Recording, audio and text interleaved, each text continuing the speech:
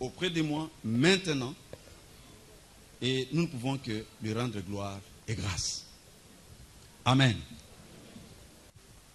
Alléluia. Amen. Levez la main pour montrer que nous allons louer le Seigneur. Que vos mains se lèvent. Alléluia. Alléluia. Pour ce jour, je dis que je vais louer Dieu pour ses merveilles. C'est pour cela que nous sommes venus, n'est-ce pas? Je vais entonner un chant en langue lycaonienne. Lycaonienne. Vous connaissez, dans la Bible, Paul parle de ça, une langue lycaonienne. La Lycaonie.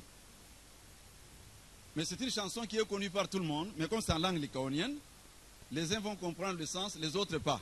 Mais pourtant, ils le chantent tout le temps.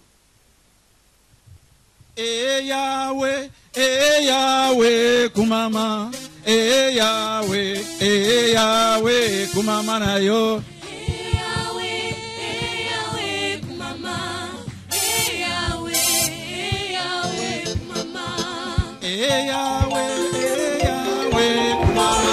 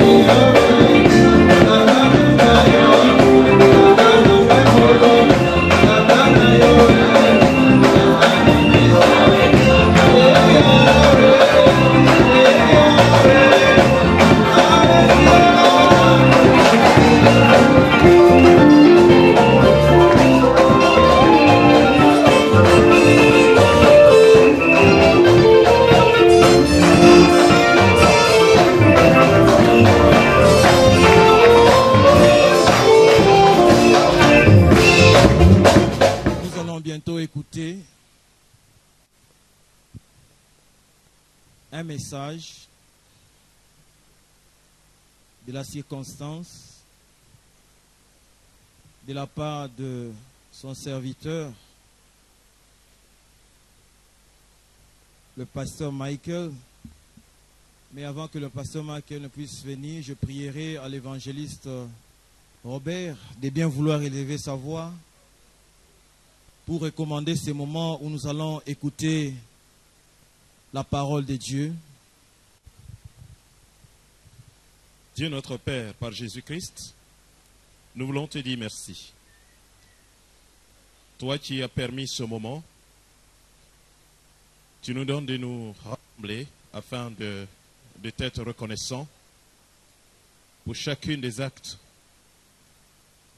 que tu as accomplis dans la vie de cette assemblée. Merci encore de bénir cette journée spéciale. Nous voudrions recommander tout ce qui se fait, et en particulier ton serviteur Michael qui va nous parler de ta part. Donne-nous d'être attentifs. Donne-nous de tirer quelque chose de ce que tu as à lui dire pour nous. Au nom de Jésus-Christ, tout esprit qui ne veut pas se soumettre à Christ et à sa parole, tout esprit de disputes internes, nous le chassons de ces lieux, au nom de Jésus-Christ. Seigneur, bénis ton serviteur. Nous t'en prions au nom de Jésus-Christ. Amen. Voilà. Avant de passer à la louange vive, le pasteur Michael va nous entretenir autour de la parole.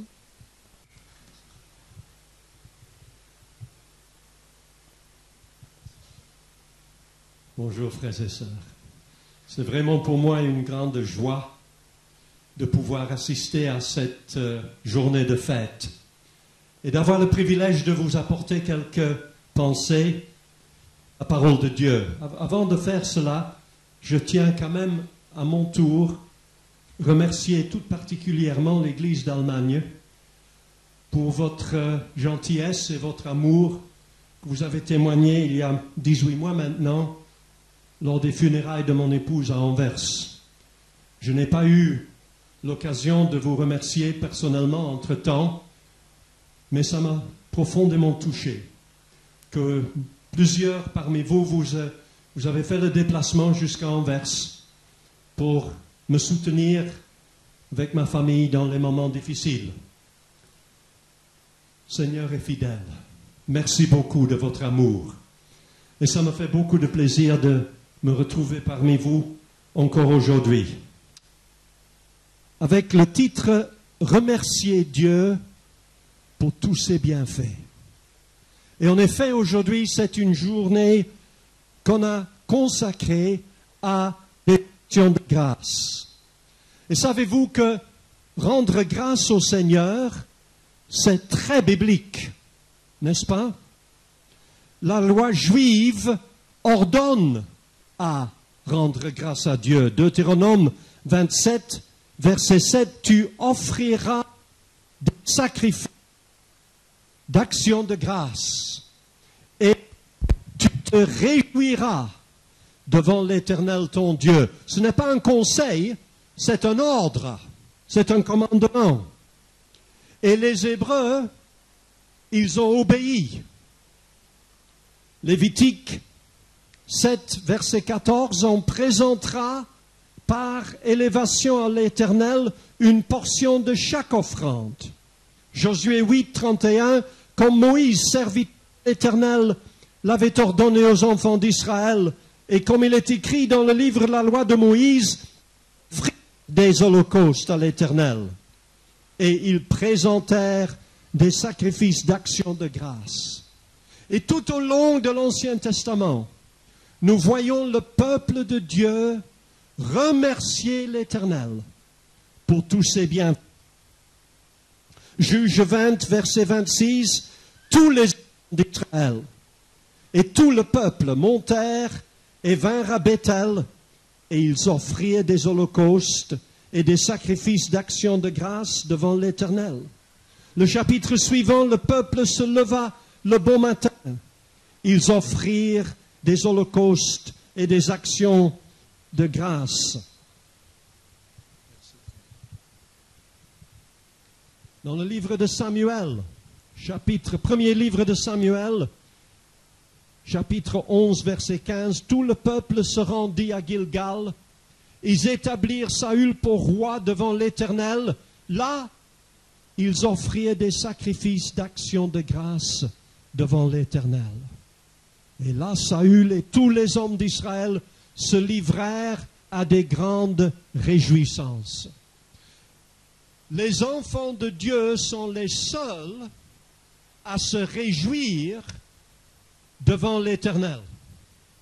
Amen. Je ne voudrais pas être musulmane ou bouddhiste ou hindou. Vous avez remarqué, ils sont toujours tristes. Il n'est pas permis de rire dans la mosquée. Mais dans l'église de Dieu, le peuple de Dieu saute de joie. Alléluia. 2 Samuel, chapitre 6, verset 17.